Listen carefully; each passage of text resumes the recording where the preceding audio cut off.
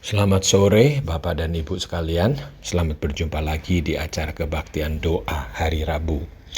1 minggu sudah berlalu dan jangan kita lupakan berkat-berkat yang Tuhan berikan kepada kita semua. Hari Minggu ini akan ada perjamuan kudus dan gunakanlah hari Minggu ini untuk kita semua introspeksi diri kita semua dan melihat kepada Bapa kita yang di surga yang mengirimkan anaknya ke dunia untuk kita semua. Oleh karena itu, marilah kita fokus pikiran dan keperluan rohani kita semuanya kepada Tuhan Yesus melalui doa malam hari ini. Doa itu adalah sarana yang cuma-cuma atau gratis yang Tuhan berikan, dan marilah kita gunakan kesempatan besar ini untuk Tuhan yang Maha Esa. Mari kita siapkan hati kita kepada Tuhan melalui saat teduh ini.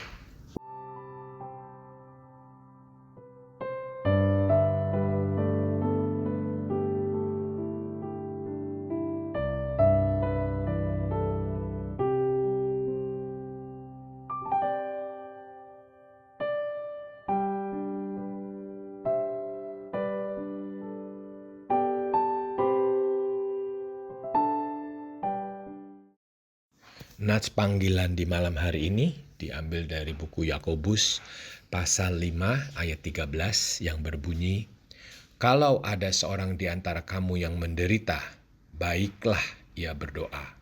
Kalau ada seorang yang bergembira, baiklah ia menyanyi."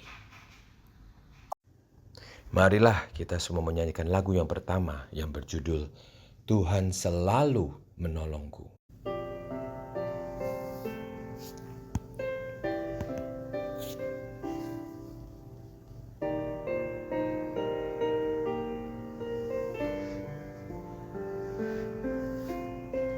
Musim akan selalu berganti,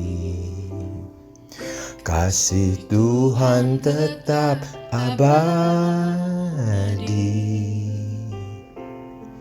tak akan berubah sampai selamanya, ku tetap percaya. Ku yakin Tuhan memberkati, ku yakin Tuhan melindungi. Burung di udara Tuhan pelihara karena kasih-Nya. Tuhan selalu menolongku, selalu menjagaku. Sehelai di rambutku tak akan terjatuh tanpa seizin-Mu.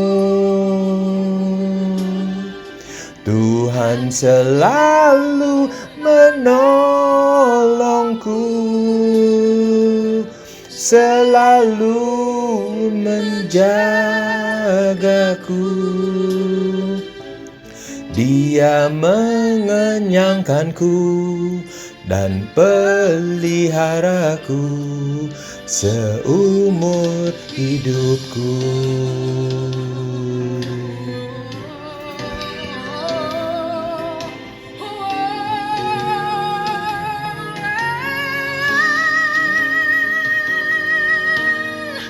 Tuhan selalu menolongku,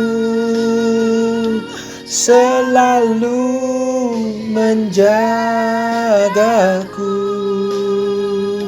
Sehelai di rambutku tak akan terjatuh tanpa seizin-Mu. Tuhan selalu menolongku, selalu menjagaku. Dia mengenyangkanku dan peliharaku seumur hidupku. Dia mengenyangkanku dan peliharaku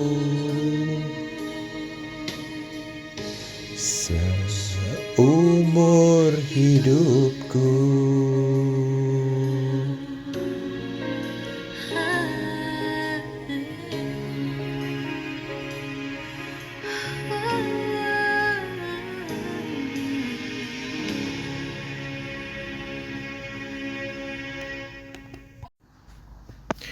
Ya Tuhan, kami semua selalu berterima kasih atas kehadiran-Mu dan penyertaan-Mu di dalam kehidupan kami. Melalui doa malam hari ini, kami ingin mengutarakan isi hati kami, baik itu rasa terima kasih atau permintaan doa ya Bapa. Kami berdoa pula untuk kehadiran Roh Kudus untuk memimpin kami semua untuk berdoa sesuai dengan kehendak-Mu. Berkati Bu Yung Yung di malam hari ini yang akan mengantarkan pesan-pesan-Mu di kehidupan kami semua. Topik malam hari ini berjudul Kuasa Nama Yesus. Biarlah firman-Mu menjadi pedoman kita semua. Dan terima kasih ya Bapak, di dalam nama Tuhan Yesus kami panjatkan doa ini. Amin. Selamat malam Bapak Ibu yang terkasih dalam Tuhan, Shalom. Kita bersyukur malam hari ini kita boleh berdoa dan merenungkan firman Tuhan. Tema renungan kita malam hari ini yaitu Kuasa Nama Yesus. Nats Alkitab yang akan kita baca terambil dari Kisah Para Rasul pasal 19 ayat 13 sampai ayat 20. Saya akan bacakan bagi Bapak Ibu sekalian. Kisah 19 ayat 13. Juga beberapa tukang jampi Yahudi yang berjalan keliling di negeri itu mencoba menyebut nama Tuhan Yesus atas mereka yang kerasukan roh jahat dengan berseru katanya, "Aku menyumpahi kamu demi nama Yesus yang diberitakan oleh Paulus." Mereka yang melakukan hal itu ialah 7 orang anak dari seorang imam kepala Yahudi yang bernama Skewa. Tetapi roh jahat itu menjawab, "Yesus aku kenal dan Paulus aku ketahui. Tetapi kamu, siapakah kamu?" Dan orang yang dirasuk roh jahat itu menerpa mereka dan menggagahi mereka semua dan mengalahkannya. Sehingga mereka lari dari rumah orang itu dengan telanjang dan luka-luka. Hal itu diketahui oleh seluruh penduduk Efesus, baik orang Yahudi maupun orang Yunani. Maka ketakutanlah mereka semua dan makin masyhurlah nama Tuhan Yesus. Banyak di antara mereka yang telah menjadi percaya datang dan mengaku di muka umum bahwa mereka pernah turut melakukan perbuatan-perbuatan seperti itu. Banyak juga di antara mereka yang pernah melakukan sihir, mengumpulkan kitab-kitabnya, lalu membakarnya di depan mata semua orang. Nilai kitab-kitab itu ditaksir 50.000 uang perak. Dengan jalan ini makin tersiarlah firman Tuhan dan makin berkuasa. Bapak Ibu yang terkasih dalam Tuhan, kisah yang baru saja kita baca tadi terjadi di sebuah kota yang bernama kota Efesus. Kota Efesus di zaman Rasul Paulus itu kota yang bagaimana? Yang pertama kita tahu bahwa kota itu sebenarnya adalah kota Yunani kuno. Tetapi setelah kerajaan Romawi berhasil menaklukkannya, maka kota ini berada di bawah kekuasaan kerajaan Romawi, menjadi kota milik kerajaan Romawi. Nah, kota ini merupakan kota besar, kota terbesar kedua setelah ibu kota kerajaan Romawi, yaitu kota Roma. Dan kota ini juga merupakan kota perdagangan yang sangat penting. Sehingga banyak bangsa-bangsa yang tinggal di sana. Bukan hanya orang Yunani, orang Romawi, juga orang-orang Yahudi ada di sana. Dan jumlah penduduk pada abad yang pertama diperkirakan lebih dari 250.000. orang. Jadi kota yang sangat padat pada waktu itu. Dan di sana ada satu bangunan yang sangat terkenal, kuil Dewi Artemis. Dewi kesuburan yang diyakini dan disembah oleh orang-orang Yunani dan orang-orang Romawi. Karena mereka adalah bangsa yang tidak percaya kepada Tuhan dan mereka menyembah berhala dan mereka juga melakukan banyak hal-hal praktis yang berhubungan dengan kuasa kegelapan. Nah, hal ini terjadi ketika Paulus melakukan perjalanan misi yang kedua. Kita tahu itu tercatat di dalam Kisah 19 ayat yang pertama sampai ayat yang ke-12. Paulus ketika dia mendapatkan penglihatan pada malam hari, yaitu panggilan Makedonia, Paulus segera merespon dan dia menyeberang dari Troas ke Makedonia dan kota yang pertama yang dia kunjungi yaitu Filipi. Setelah dari Filipi, Paulus itu melayani ke Tesalonika. Dari Tesalonika, Paulus melanjutkan pelayanannya ke kota Korintus. Dari kota Korintus, kemudian Paulus menyeberang ke kota Efesus. Terjadilah peristiwa seperti yang kita baca tadi. Namun sebelumnya, sebenarnya Paulus di sana mengajarkan kepada orang-orang bahwa mereka harus percaya kepada Tuhan Yesus. Mereka tidak cukup hanya bertobat dan dibaptis menurut baptisan Yohanes Pembaptis karena mereka ingin bertobat dari hidup mereka yang lama. Tapi mereka lebih dari itu harus dibaptis dalam nama Yesus dan percaya kepada Tuhan Yesus. Selain daripada itu, Paulus juga mengajar di rumah-rumah ibadat selama 3 bulan. Di sana dengan berani dia mengajarkan tentang kerajaan Allah. Namun setelah itu Paulus mendapatkan pertentangan yang sangat keras.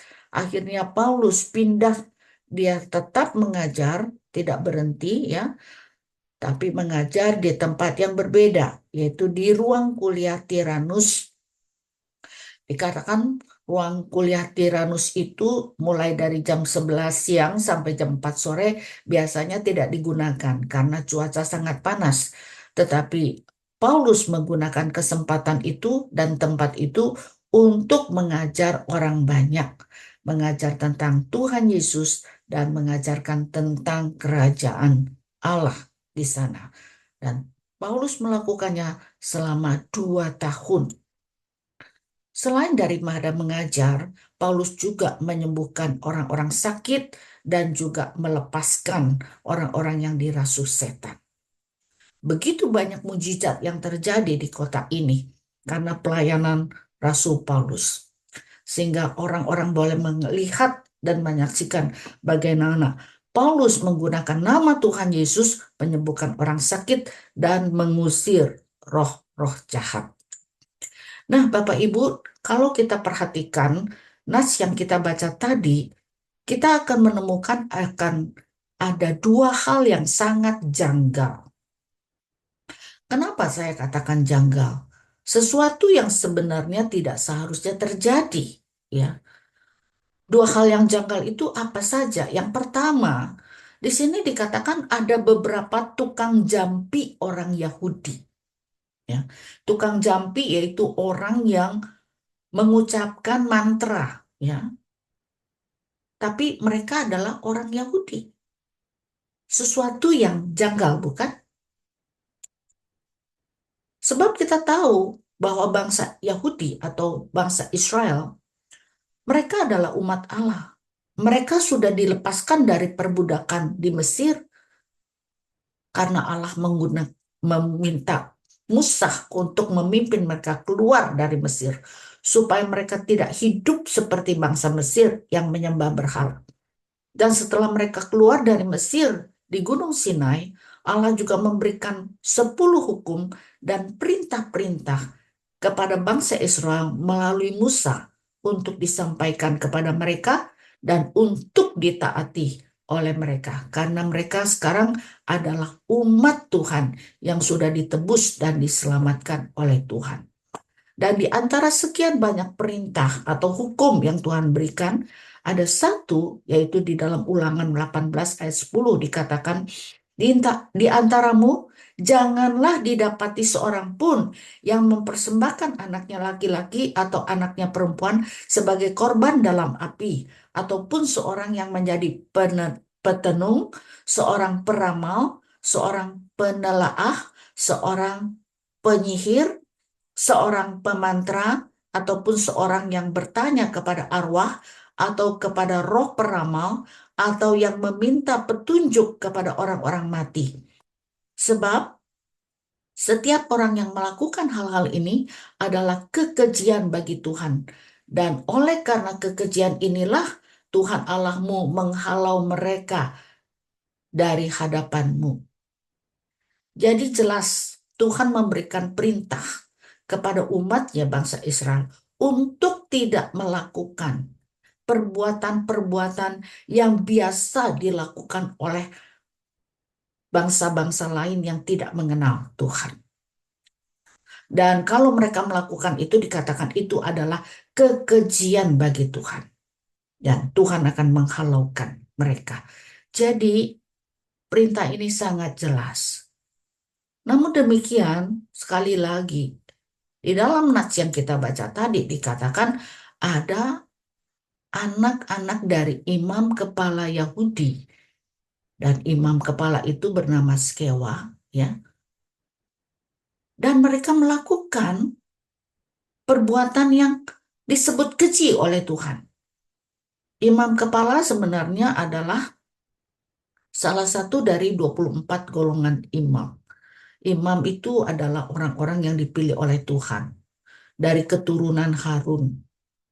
Dikhususkan untuk melayani di bait Allah, di bait suci. Ya. Dengan kata lain, tugas mereka hanya satu, melayani Tuhan di rumah Tuhan. Untuk itu, imam-imam ini dibagi menjadi 24 kelompok. Dan setiap kelompok ada ketuanya atau ada kepalanya. Dan Skewa ini merupakan satu dari antara 24 yang mengepalai kelompok-kelompok imam tersebut. Jadi dia bukan hanya seorang imam biasa, tapi dia mempunyai posisi yang lebih tinggi karena dia menjadi kepala dari para imam lainnya. Nah, dia mempunyai anak, ya, tapi anak-anaknya itu bukan seperti ayahnya, walaupun mereka adalah keturunan imam, keturunan Harun, yang biasanya, yang seharusnya melayani Tuhan, tapi mereka ganti profesi menjadi tukang jampi. Ya. Orang yang mengucapkan mantra. Mereka dikatakan berkeliling di negeri atau di kota Efesus, mencoba menyebut nama Tuhan Yesus atas orang-orang yang kerasukan roh jahat. Menarik sekali dikatakan mereka mencoba menyebut nama Tuhan Yesus. Jadi apa yang mereka lakukan itu suatu coba-coba. Mau tahu apakah benar nama Tuhan Yesus berkuasa. Jikalau dia menyebut nama Tuhan dan ternyata orang itu betul-betul sembuh, ya, lalu mereka akan berpikir, oh, entah orang percaya atau orang yang tidak percaya, sama saja, nggak penting. Yang penting kita nyebutin nama Tuhan. Jadi nama Tuhan Yesus itu seperti mantra yang bisa kita ucapkan oleh siapa saja supaya boleh mengusir setan atau menyembuhkan orang. Tapi kalau dia menyebut nama Tuhan dan ternyata orang itu tidak sembuh, lalu mereka berpikir bahwa, oh kalau begitu nama Tuhan Yesus itu tidak lebih berkuasa daripada nama-nama lainnya, daripada mantra-mantra lainnya. Sama saja, karena apa? Ternyata orang itu tidak sembuh. Jadi mereka melakukan hal ini bukan karena mereka percaya akan kuasa nama Tuhan, tapi mereka mau mencoba-coba, mau mengetahui karena sebenarnya hati mereka tidak percaya kepada Tuhan. Itulah sebabnya ketika dia melakukan, atau mereka 7 orang anak dari imam kepala Yahudi ini ya, melakukan hal itu, dengan berkata, "Aku menyumpahi kamu demi nama Yesus yang diberitakan oleh Paulus." Bukan nama Yesus yang aku percaya, tapi nama Yesus yang diberitakan oleh Paulus. Dan dia tahu nama itu dari pemberitaan dan pengajaran Paulus. Lalu roh jahat itu berkata, "Yesus aku kenal dan Paulus aku ketahui, tetapi kamu, siapakah kamu? Siapakah kamu sehingga engkau menggunakan nama Yesus untuk mengusir aku?" Maksudnya demikian. Lalu orang yang dirasuh roh jahat menerpa mereka atau menyerang mereka, menggagahi dan mengalahkan mereka. Sehingga mereka lari dari rumah orang itu dengan telanjang dan luka-luka. Ternyata roh jahat ini bukan hanya tidak keluar dari orang yang dirasuk, tapi roh jahat ini justru menyerang mereka, ya, sampai mereka harus melarikan diri dalam keadaan telanjang dan luka-luka. Saudara, apa yang kita dapatkan dari peristiwa ini? Yang pertama, nama Tuhan Yesus itu tidak boleh dipermainkan. Nggak boleh katakan kita menyebut nama Tuhan Yesus dengan mencoba-coba. Coba ya, berkuasa nggak? Coba ya, bagaimana hasilnya? Nama Tuhan Yesus tidak boleh dipermainkan. Dan yang kedua, nama Tuhan Yesus berkuasa bagi orang yang percaya kepada Tuhan Yesus sebagai Tuhan dan Juru Selamat. Seorang yang tidak percaya kepada Tuhan Yesus, walaupun dia menyebut nama Tuhan Yesus, itu tidak ada kuasa. Karena kuasa itu diberikan oleh Tuhan Yesus kepada mereka yang percaya kepadanya. Jadi nama Tuhan Yesus berkuasa hanya bagi orang yang percaya kepada Tuhan Yesus sebagai Tuhan dan Juru Selamat. Dengan demikian, dengan kuasa nama Tuhan Yesus, mereka bisa melakukan pelayanan mereka, bisa mengalahkan si jahat. Nah, yang kedua, apa yang kita rasakan janggal dalam cerita ini? Yaitu banyak orang percaya melakukan sihir, dikatakan. Ayat 18, banyak di antara mereka yang telah menjadi percaya datang dan mengaku di muka umum bahwa mereka pernah turut melakukan perbuatan-perbuatan seperti itu. Banyak juga di antara mereka yang pernah melakukan sihir. Coba, orang percaya yang ada di kota Efesus, mereka mengaku sekarang, ya, karena mereka takut melihat begitu dahsyatnya roh jahat menyerang orang-orang yang menggunakan nama Tuhan dengan sembarangan. Ya. Lalu mereka mengaku bahwa mereka juga pernah turut melakukan perbuatan seperti itu.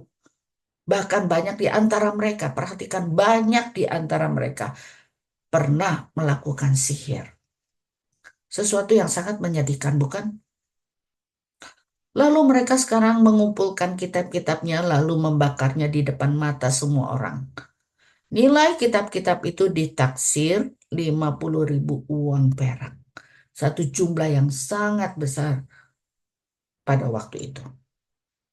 Jadi dengan jalan demikian makin tersiarlah firman Tuhan dan makin berkuasa. Nah, Bapak Ibu sekalian, kita lihat apa yang perlu kita dapatkan di sini. Kita perlu bertobat dengan tuntas seperti orang-orang di Efesus. Mereka sebenarnya adalah orang-orang percaya.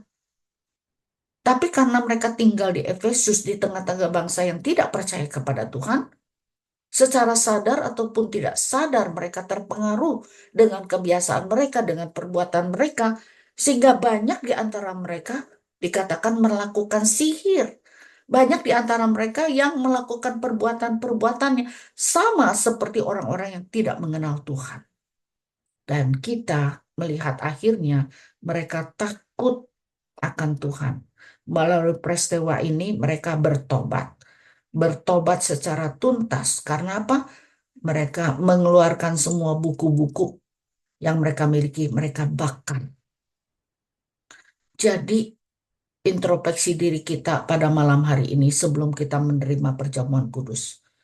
Kita sebagai orang percaya, apakah kita masih sering melakukan perbuatan-perbuatan seperti yang dilakukan oleh orang-orang tidak percaya yang ada di sekitar kita? Kalau mereka suka baca ramalan, kita juga ingin tahu tentang nasib kita, masa depan kita. Mungkin kita bertanya kepada orang pintar, kita baca buku ramalan bintang dan lain sebagainya. Kita percaya dan kita melakukan sama seperti yang dilakukan oleh orang-orang yang tidak percaya kepada Tuhan.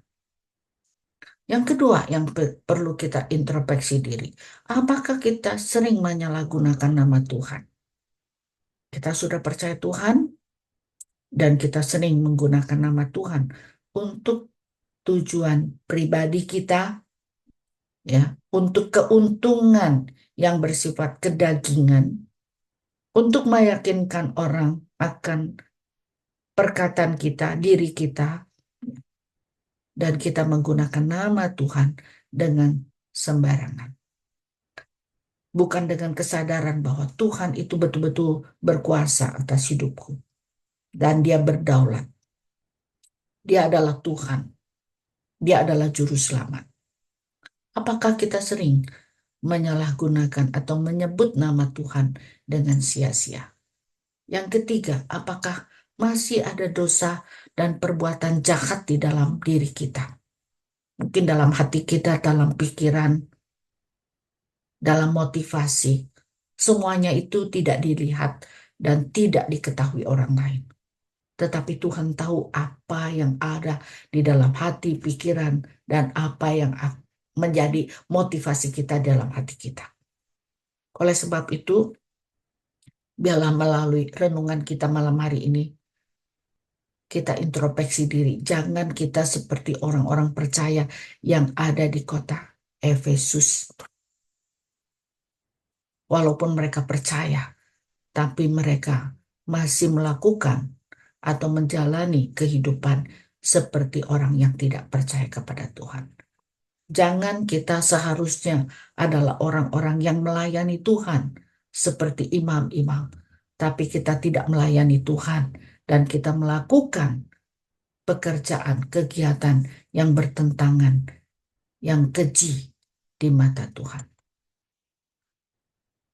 Setelah kita introspeksi, marilah kita datang kepada Tuhan, menyatakan pertobatan kita yang tuntas, dan kita bertekad untuk membuang semua dosa kita. Seperti penduduk Efesus mengeluarkan semua buku-buku yang mereka miliki, dan mereka membakarnya, sehingga mereka tidak lagi bisa baca, mereka tidak lagi bisa mempelajari, dan mereka tidak mau memang untuk membaca dan mempelajari semuanya itu. Karena itu merupakan dosa dan kekejian di mata Tuhan. Mereka membakarnya. Karena apa? Karena mereka mau bertobat secara tuntas, mau kembali kepada Tuhan. Walaupun buku-buku itu harganya mahal. Mari kita datang. Kita menyatakan pertobatan kita yang tuntas di hadapan Tuhan untuk membuang semua dosa-dosa yang pernah kita alami. Dan kita mohon pengampunan dosa daripada Tuhan.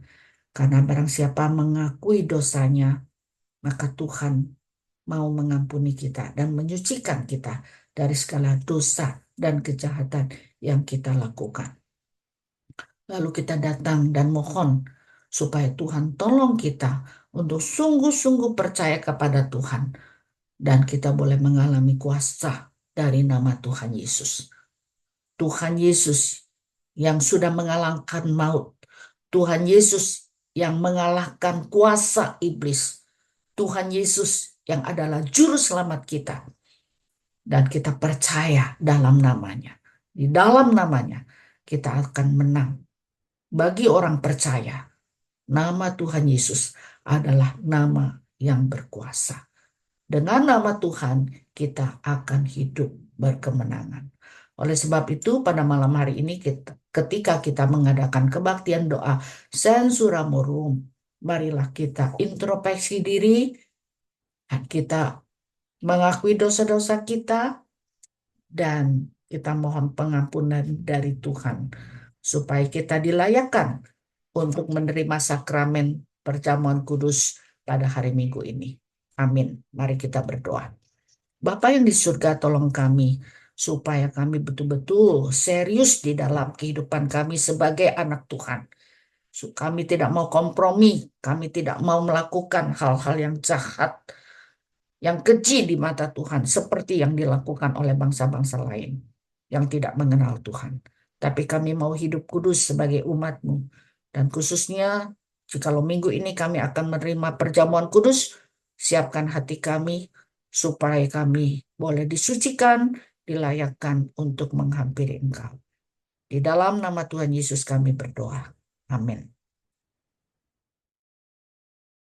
Saudara, pada saat ini saya ingin mengajak kita untuk berefleksi di hadapan Tuhan, dan kita juga mau mengambil komitmen untuk mengampuni mereka yang telah bersalah kepada kita.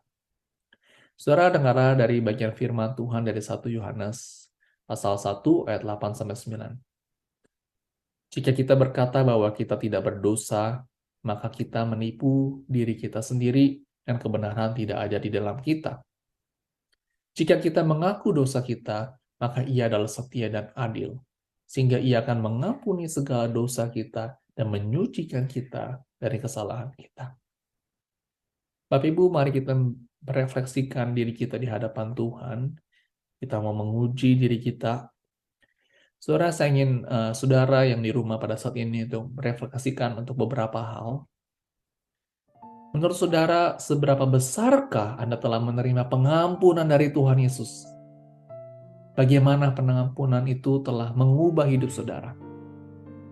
Saudara, mari kita pikirkan hal ini, kita renungkan, kita refleksikan akan pengampunan yang telah Tuhan berikan, pengampunan yang sempurna di dalam diri Tuhan Yesus kepada kita. Dan saya ingin mengajak pada Bapak Ibu Saudara untuk mengambil waktu ini dengan serius, kita sama-sama berdoa, merenungkan, berefleksi diri di hadapan Tuhan yang kudus. Mari kita mengambil waktu ini.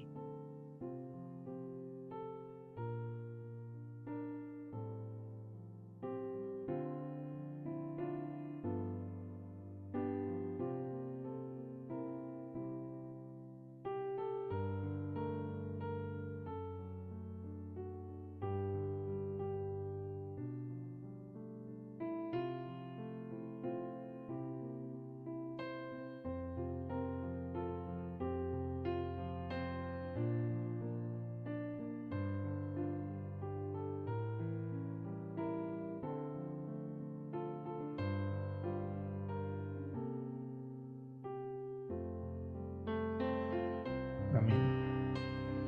Tapi saudara, mungkin ada orang terdekat yang telah melukai hati saudara dengan begitu mendalam dan sakit sekali rasanya.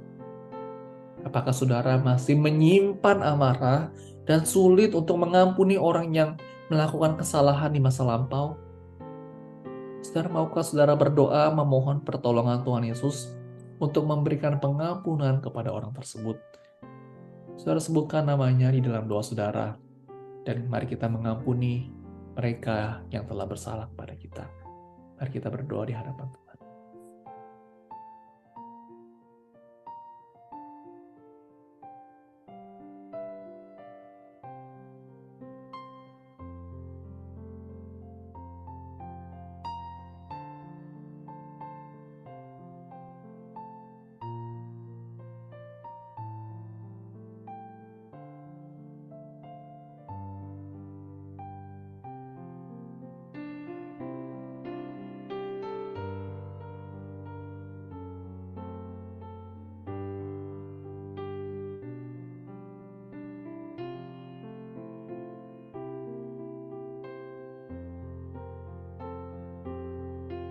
Amin. Sore yang terakhir kita mau mengambil komitmen saudara seperti Tuhan Yesus yang telah mengampuni orang yang telah bersalah kepadanya. Saudara, sejauh mana Anda merindukan untuk memiliki hati seperti Kristus yang mampu mengampuni? Saudara, mari kita memohon Roh Kudus yang menolong setiap kita untuk dapat memiliki hati yang mampu mengampuni. Mari kita berdoa, mari kita mengambil komitmen di hadapan Tuhan.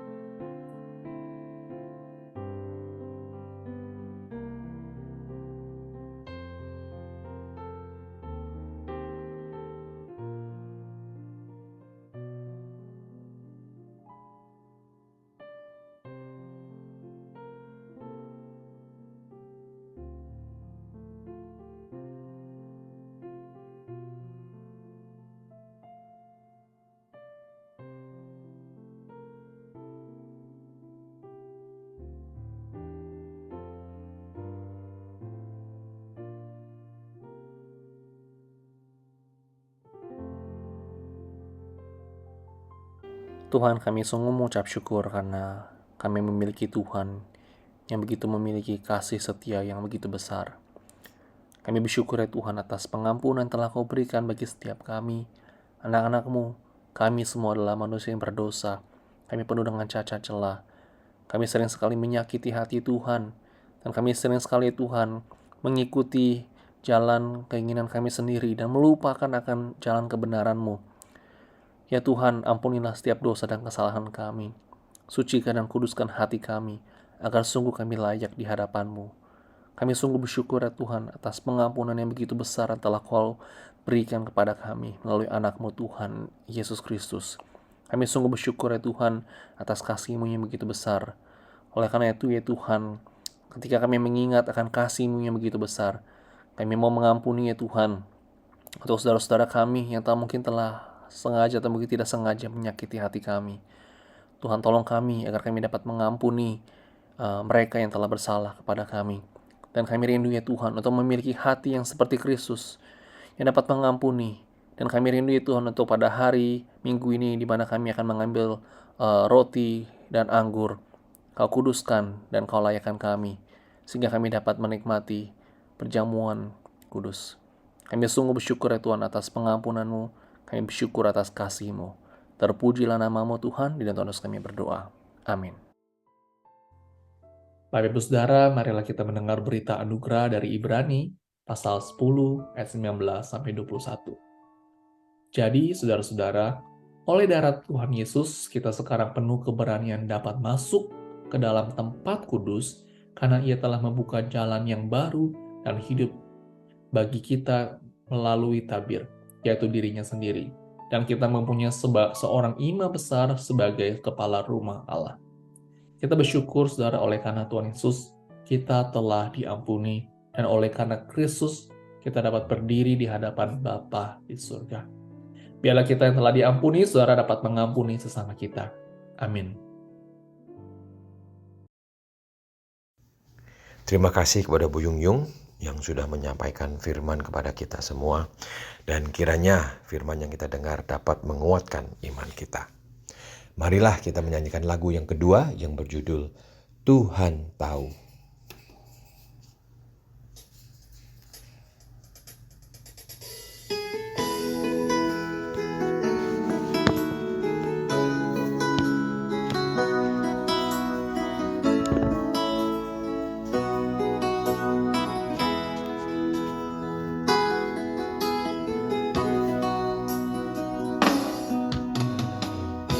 Perhatikanlah bunga bakung di ladang, Tuhan hiasi tanpa bekerja. Apalagi kita orang percaya, Tuhan pelihara, Tuhan cukupkan. Perhatikan burung-burung di udara, Tuhan beri makan tanpa bekerja. Apalagi kita kesayangannya, Tuhan pelihara, Tuhan sediakan. Saat kau perlu, Tuhan tahu. Saat kau minta, Tuhan dengar. Saat percaya, Tuhan bekerja. Saat menangis, Tuhan tahu. Saat berdoa, Tuhan dengar. Saat bersyukur, Tuhan berkati.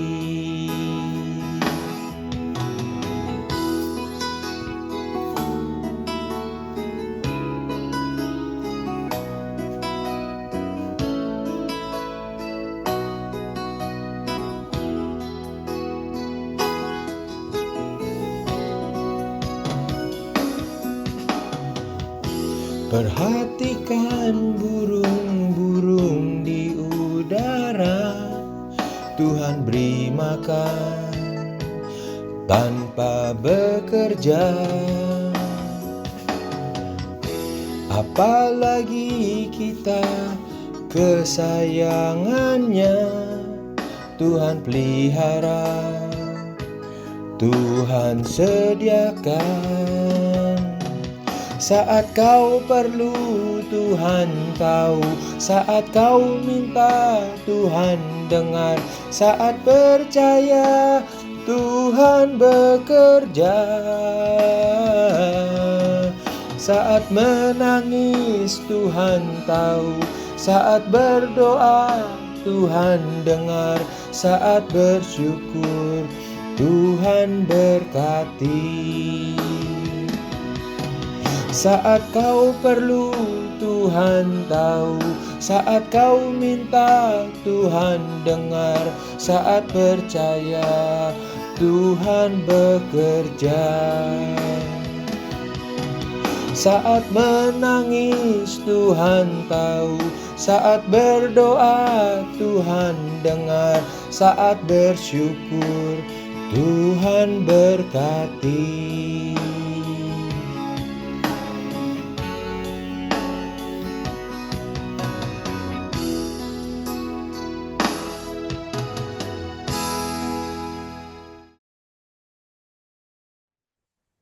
Bapak Ibu Saudara sekalian, saya ingin mengajak kita untuk berdoa syafaat untuk beberapa pokok doa yang akan kita doakan bersama. Yang pertama, saudara, mari kita mau berdoa untuk setiap kita, setiap jemaat. Mungkin ada yang mengalami kelemahan tubuh, mungkin ada sakit penyakit yang kita alami, mungkin ada pergumulan dalam kehidupan. Kita terus mau mendukung setiap kita yang sedang mengalami sakit penyakit. Tuhan boleh sembuhkan, Tuhan berikan iman yang teguh. Yang kedua, saudara, kita mau berdoa untuk setiap jemaat yang bekerja. Mungkin ada tantangan mereka hadapi dalam tempat kerja, mungkin ada banyak hal yang mereka, mungkin ada kesulitan finansial, mungkin ada juga yang mencari dalam pekerjaan. Kita mau berdoa, Tuhan sendiri boleh memberikan kelancaran, Tuhan sendiri boleh menolong setiap jemaat dalam pekerjaan, Tuhan berikan kelancaran. Yang ketiga, saudara, kita mau berdoa untuk setiap keluarga yang ada di jemaat kita. Kita mau berdoa agar sungguh ada kasih Tuhan di dalam kehidupan keluarga. Dan kita mau berdoa agar Tuhan terus lindungi mungkin anak-anak saudara, cucu-cucu saudara, mungkin ada yang dekat dengan saudara itu, mungkin ada yang jauh. Kita mau berdoa Tuhan sendiri boleh memelihara setiap kita, memelihara iman mereka, sehingga mereka terus boleh dekat dan boleh percaya kepada Tuhan. Kita mau berdoa, saudara. Kami mau serahkan ya Tuhan untuk setiap jemaat-Mu ke dalam tangan Tuhan. Kami terus mau mendukung berdoa bagi mereka yang sedang mengalami sakit penyakit, ada tantangan dalam kehidupan. Tuhan, Kau sendiri boleh menolong, campur tangan, memberikan kekuatan yang daripadamu kepada setiap jemaat. Kau boleh menolong ya Tuhan dalam sakit penyakit yang mereka alami. Tuhan berikan kekuatan, pengampun, keteguhan iman di dalam Tuhan, sehingga mereka tetap terus bersandar kepadamu. Kau pulihkan dari sakit penyakit yang mereka alami. Tuhan, Kau boleh menyembuhkan mereka ya Tuhan. Dan kami juga mau berdoa menyerahkan untuk setiap pekerjaan dari jemaat, pekerjaan kami, mungkin kami memiliki tantangan masing-masing di dalam kami bekerja. Tuhan sendiri boleh memberikan kelancaran, dan kami sungguh bersyukur karena Tuhan boleh memberikan pekerjaan bagi setiap kami. Tuhan, kami rindu ya Tuhan, dimanapun kami bekerja, kami boleh menjadi saluran berkat dimanapun Tuhan tempatkan kami. Dan mungkin ada tantangan-tantangan yang kami hadapi, Tuhan sendiri boleh memberikan kami keteguhan hati, boleh sepenuhnya percaya dan bersandar kepada Tuhan, di dalam tantangan yang kami alami dalam pekerjaan. Mungkin ada yang sedang mencari pekerjaan, mungkin ada kesulitan dengan rekan kerja kami, atau mungkin kami yang letih, capek secara jasmani kami dalam pekerjaan kami. Tuhan sendiri yang boleh kuatkan. Tidak lupa Tuhan, kami mau berdoa untuk setiap keluarga kami. Mungkin ada orang tua kami, ada juga mungkin anak-anak kami, cucu kami, menantu semua. Kami mau berdoa, Tuhan sendiri boleh melindungi, Kau boleh memelihara mereka. Dimanapun mereka berada ya Tuhan, ketika mereka pergi kemanapun, Tuhan, Kau sendiri yang boleh menyertai setiap kami. Jauhkan dari segala mara bahaya dan godaan, sehingga kami tetap terus di dalam pelindungan tangan Tuhan. Terima kasih Tuhan, karena kami boleh berdoa, menyerahkan seluruh doa kami, terpuji nama-Mu Tuhan, dan Tuhan kami berdoa. Amin. Bapak Ibu Saudara, berikutnya kita mau berdoa untuk ibadah pada minggu ini. Kita akan bersama-sama merayakan perjamuan kudus, dan kita mau berdoa Tuhan boleh memberkati ibadah kita dari awal sampai pada akhirnya.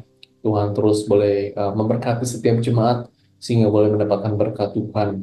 Dan kita mau berdoa secara mendukung untuk Pendeta Yahya yang akan menyampaikan firman Tuhan. Kiranya Tuhan sendiri boleh mengurapi, memberkati dalam segala persiapannya. Doakan untuk semua yang melayani, doakan untuk jemaat yang hadir agar sungguh boleh menerima berkat rohani. Pemberitaan firman Tuhan boleh menguatkan iman jemaat. Mari kita mau berdoa. Kami sungguh bersyukur Tuhan, pada minggu ini kami dapat merayakan perjamuan kudus. Kami berdoa Tuhan agar sungguh Kau boleh memberkati ibadah perjamuan kudus pada minggu ini dalam tangan Tuhan. Berkati ya Tuhan, dari puji-pujian, pemberitaan firman Tuhan dapat sekali lagi menguatkan iman setiap jemaat. Kami berdoa menyerahkan juga untuk Pendeta Yahya yang akan menyampaikan firman Tuhan. Kau urapi hamba-Mu ya Tuhan, sehingga sungguh pemberitaan firman Tuhan boleh dari isi hati Tuhan dan boleh meneguhkan setiap hati jemaat yang mendengarnya. Kami mau serahkan ya Tuhan untuk setiap jemaat, Kau boleh urapi, Kau boleh memberkati, menguatkan jemaat yang mungkin sedang bergumul dalam kehidupan, Kau sedang boleh memberkati. Kami mau serahkan juga untuk setiap jemaat-Mu yang melayani, Engkau yang sendiri boleh memberkati, ya Tuhan, dari awal sampai akhirnya. Kami mau serahkan untuk ibadah pada minggu ini dalam tangan Tuhan. Di dalam Tuhan Yesus kami berdoa. Amin. Kita mau berdoa saudara untuk Amerika, kita mau berdoa untuk perekonomian, kesejahteraan, dan keamanan di negeri ini. Tuhan sering boleh memberkati. Ada banyak mungkin kalau saudara mendengar berita, kadang-kadang syuting masih terjadi, lalu dalam perekonomian pun ada banyak perusahaan pun yang masih struggle. Kita mau berdoa Tuhan sering boleh memberkati negara Amerika dalam pemerintahan, dalam segala pergumulan yang dihadapi. Kita mau serahkan ke dalam tangan Tuhan. Yang kedua, saudara, kita mau berdoa juga bagi banyak orang yang mungkin masih banyak belum mengenal akan Tuhan, mereka yang menolak akan Tuhan. Kita mau berdoa agar Tuhan boleh membuka hati banyak orang bisa mengenal Tuhan di Amerika ini. Kita doakan untuk orang-orang Kristen tidak menjadi batu sandungan, tetapi boleh menjadi garam dan terang bagi dunia ini, khususnya di Amerika. Kita doakan bagi dua hal ini. Kami mau serahkannya Tuhan bagi negara yang dalam tangan Tuhan, khusus bagi pemerintahan di negeri ini. Ada banyak pergumulan, tantangan yang dihadapi. Mungkin dalam hal segi perekonomian, beberapa perusahaan mungkin ada banyak yang struggle menghadapi tantangan ekonomi pada tahun ini. Tuhan sendiri boleh menolong serta memberkati. Kami mau serahkan Tuhan agar sungguh boleh memberikan keamanan di Amerika ini. Mungkin ada banyak syuting, ada penembakan, ada banyak hal-hal lainnya mungkin yang mengkhawatirkan masyarakat. Tuhan Kau sering boleh memberkati, berikan damai sejahtera dan kesejahteraan bagi negara Amerika ini. Berkati untuk setiap gubernur yang ada, setiap state, pemerintahan yang menangani. Kau boleh memakai mereka ya Tuhan untuk menjadi berkat bagi negara ini. Kami juga mau berdoa Tuhan bagi banyak orang yang belum mengenal akan Tuhan di Amerika ini. Tuhan Kau sedang boleh membuka satu persatu, mengetuk pintu hati mereka. Mungkin mereka ada yang menolak Tuhan, mungkin mereka ada yang mengalami banyak tantangan dalam kehidupan. Engkau sering boleh menjamah setiap mereka sehingga banyak orang-orang bisa mengenal akan Tuhan. Dan kami merindukan ya Tuhan untuk orang-orang Kristen yang berada di Amerika. Kami merindukan untuk orang-orang Kristen juga gereja-gereja yang ada, agar sungguh boleh menjadi garam dan terang di Amerika ini, agar kehidupan mereka pun boleh lagi menyentuh banyak orang, sehingga kasih Kristus boleh terlihat di dalam kehidupan mereka. Kami mau serahkan bagi negara ini, bagi orang-orang Kristen pun juga tetap setia kepada-Mu saja. Di dalam nama Tuhan Yesus, kami berdoa. Amin. marilah kita berdoa, doa yang diajarkan sendiri oleh Tuhan Yesus kepada murid-muridnya, yaitu doa Bapa kami. Bapa kami yang di surga, dikuduskanlah namamu, datanglah kerajaanmu, jadilah kehendakmu di bumi seperti di surga. Berikanlah kami pada hari ini makanan kami yang secukupnya, dan ampunilah kami akan kesalahan kami, seperti kami juga mengampuni orang yang bersalah kepada kami. Dan janganlah membawa kami ke dalam percobaan, tetapi lepaskanlah kami daripada yang jahat, karena Engkaulah yang empunya kerajaan dan kuasa dan kemuliaan sampai selama-lamanya. Amin. Bapak dan Ibu sekalian, marilah kita mengakhiri kebaktian doa malam hari ini dengan menyanyikan lagu yang ketiga yang berjudul Bagi Tuhan Tak Ada Yang Mustahil.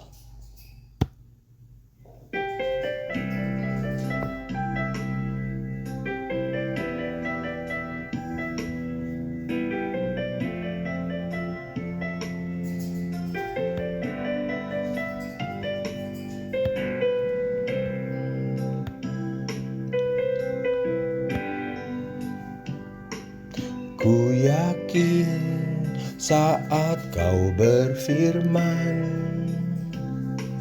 ku menang saat kau bertindak. Hidupku hanya ditentukan oleh perkataanmu. Ku aman karena kau menjaga, ku kuat karena kau menopang. Hidupku hanya ditentukan oleh kuasa-Mu.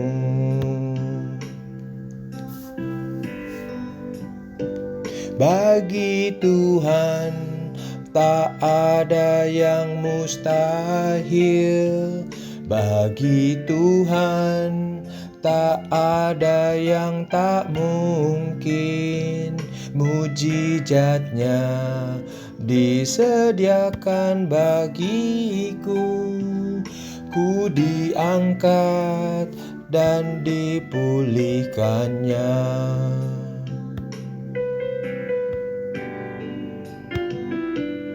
Ku yakin saat kau berfirman, ku menang saat kau bertindak. Hidupku hanya ditentukan oleh perkataanmu. Ku aman karena kau menjaga, ku kuat karena kau menopang. Hidupku hanya ditentukan oleh kuasa-Mu.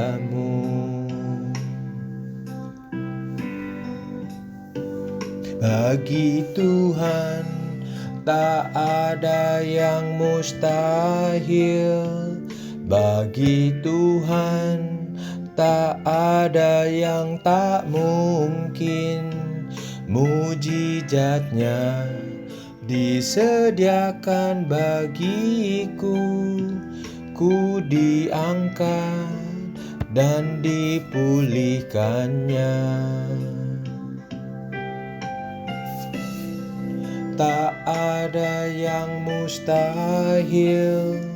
Bagi Tuhan tak ada yang tak mungkin. Mujizatnya disediakan bagiku. Ku diangkat dan dipulihkannya.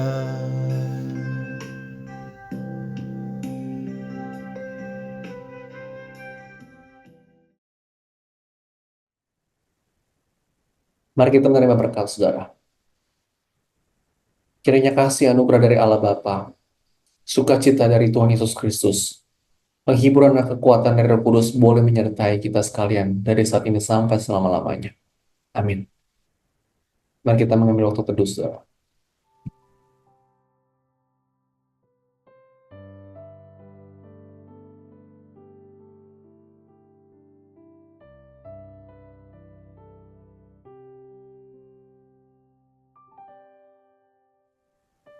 Baik, saudara, pada hari Minggu ini kita akan bersama-sama merayakan perjamuan kudus. Saudara dapat hadir dan ajak teman keluarga saudara dalam ibadah pada minggu ini, dan siapkan hati kita saudara untuk menerima perjamuan kudus pada minggu ini. Doakan agar semua boleh berjalan dengan baik. Sampai ketemu pada hari Minggu. Tuhan Yesus memberkati kita semua.